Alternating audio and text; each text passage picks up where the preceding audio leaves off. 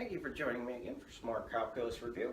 And so what I have here is another integral, and I'm going to find the integral of x squared minus 18 over x cubed minus 2x squared plus x dx. So now in order to find this integral, we're going to run through our process again, and the first question I'm going to ask is, can I guess the answer? Well, I cannot guess the answer, so I'll move on and say, is there an inside function? Now in this case, I actually do want to try an inside function be in the bottom, and so I would let I be x cubed minus 2x squared plus x. And so if I run with the substitution, I get di is 3x squared minus 4x plus 1 dx. So dx is di divided by 3x squared minus 4x plus 1. And so if I substitute that in, what I get is, this is the integral of x squared minus 18 over I times di over 3x squared minus 4x plus 1. Now I ran through that fairly quickly just because when I get here, what I notice is that, well, if I look at x squared minus 18 over 3x squared minus 4x plus 1, there isn't going to be any way to cancel out the x's. And so we're going to have x's left over here that we can't get rid of. Because of that, we're not going to be able to use substitution because we're not able to convert this integral into 1 in terms of I. We have two variables here, and so we can't find an integral. So instead, we're going to have to go back to the beginning, and we're going to have to try this process again. Alright, so as we start over with this integral, we would say that we can't guess it. We decided that. And now, is there an inside function? We're going to say no, because we tried the inside function, and we got out that we weren't able to get rid of all the x's. Therefore, is this a product of functions? Well, again, we can actually write this as a product of functions, and we can write it as x squared minus 18 times 1 over x cubed minus 2x squared plus x dx. And so we're going to have to say, well, is it a product of trig functions? No. So we should use integration by parts, and we should have a first and a second. And so I'm going to say, here's my first, here's my second prime. And now my options are either x squared minus 18 and 1 over x cubed minus 2x squared plus x. So now if I look at those, what I think in here is that for that choice, I'm going to have to integrate this function. But I really don't know how to integrate that function, so this probably isn't the best choice for a second prime. So what I'm going to have to do is switch these and say this is going to be the first and this is going to be the second prime, so I can actually integrate. But if I integrate this function and I take the derivative of this function, notice the integral of this gets more complicated, the derivative of this gets more complicated. So in the end, what we end up with is we're going to have a more complicated integral when we try to integrate the second times the derivative of the first. So in both cases here, both choices for first and second prime end up with, well, integration by parts really doesn't work out here. Because of that, we are again going to have to start over, and this time we'll just have to skip integration by parts. Alright, so now we're starting over again, and notice that we can't guess the answer. We already tried an inside function and that didn't work. So then we tried an integration by parts, but that didn't work. So we're going to move on, and the next one we're going to say is, does this look like a rational function? And indeed, yes it does. So what we're going to try next is partial fraction decomposition, and that is we're going to turn this integral into an easier integral by breaking the integrand, or the inside, into smaller parts. So now as I do that, instead of focusing on the integral, I'm going to focus on just the rational function itself, and then I'm going to simplify this one in order to determine what that's going to look like so that I can then integrate the parts.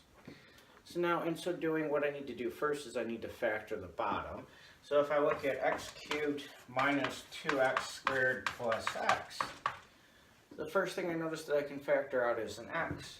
So I get x times x squared minus 2x plus 1. Now if I look at the quadratic portion, I have x squared minus 2x plus 1. So in order to factor that, I need something that multiplies to 1 and adds to negative 2. So what I'm going to get here is x times x minus 1 squared. Therefore, what I'm going to get is I'm going to get that this fraction is going to be equal to new fractions with these terms as the denominators. So now as part of the partial fraction, what we're going to do is we're going to set this up as the first fraction should be some constant. So we're going to call that a over x plus some constant over x minus 1 squared is the next term. And so now in general, if we have terms x and x minus 1 and x minus 2, we just use each of those pieces as the denominators. However, because we have a multiplicity 2 here for our x minus 1, what we need to do is we need to continue with this fraction, and we need to say, well, this is going to be c over x minus 1. So I'm going to end up with 3 fractions here, one where the bottom is x, one where the bottom is x minus 1 squared, and one where the bottom is x minus 1. So if we had a cubed here, we would have cubed squared to the first power.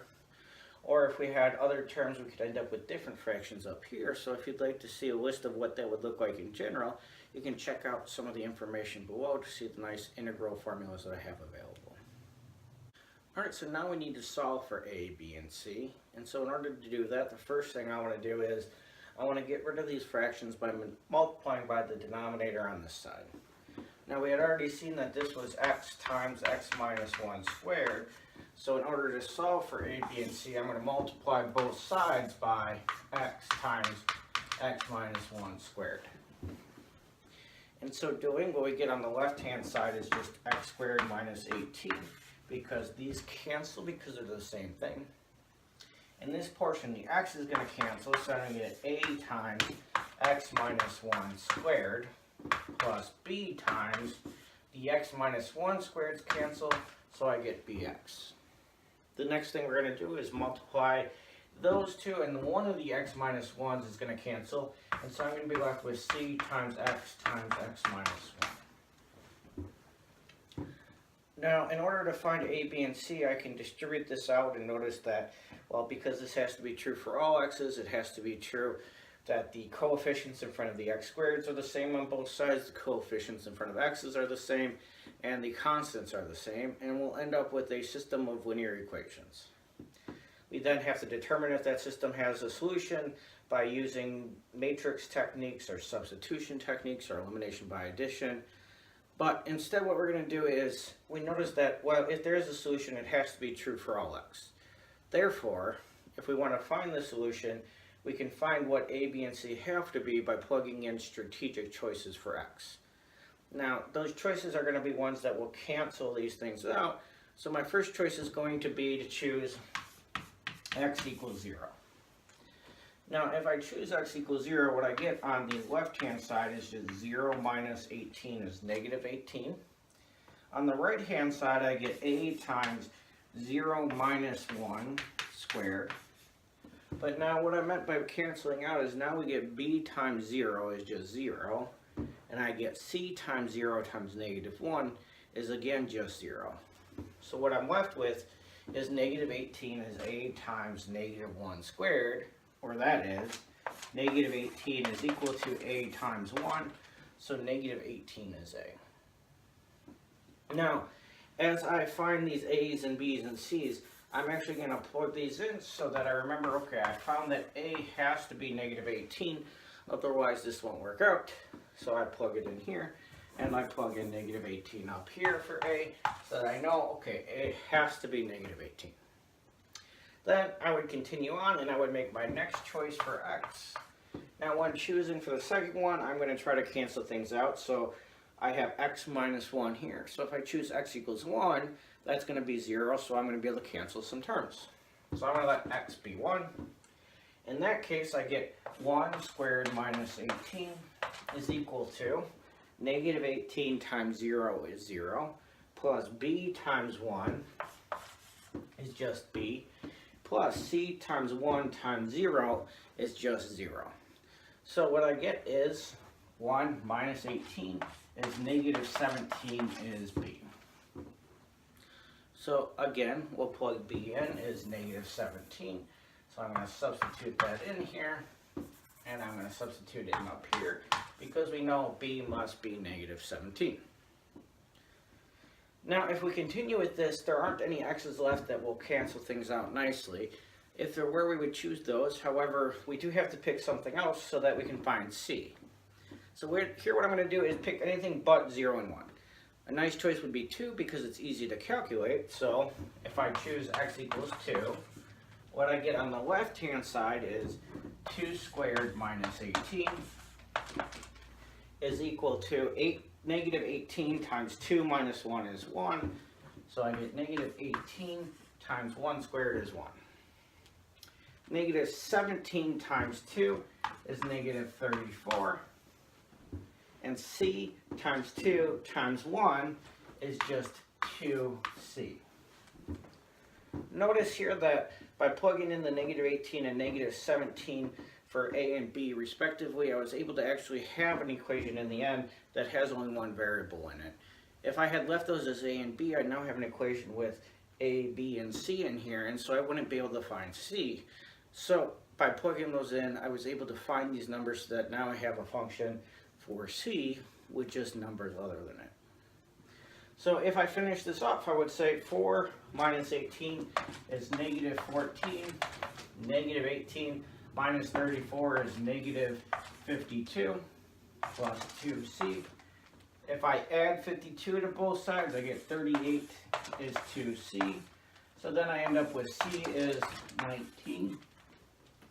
And so again, I'll plug that in above, and I get c is 19. Alright, so now what I've done is I've taken my integrand or the inside, and I've said, okay, x squared minus 18 over x cubed minus 2x squared plus x is in fact equal to negative 18 over x plus negative 17 over x minus 1 squared plus 19 over x minus 1.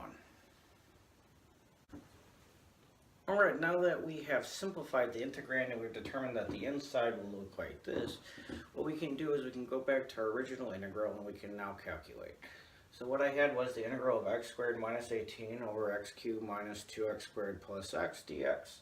So now I've rewritten the integrand as negative 18 over x plus negative 17 over x minus 1 squared plus 19 over x minus 1.